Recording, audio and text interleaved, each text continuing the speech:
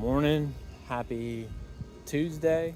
We're here in Delaware, Ohio, washing a pretty cool house. I wanted to get it on film, but we got some good angles, and we're going to be doing some fallout restoration around the house. So I'm going to take a video of that and show you what's going to happen before and after.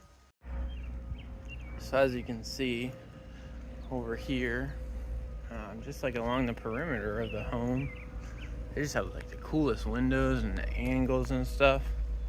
But along the perimeter of the home, especially along these stones, we have this like mud, kind of clay, and that happens when they're doing the construction. Like the mud will kind of splash up against the home from the rain because there's no grass. You can still see there's no grass, but causing this clay to kind of form along the base of the house.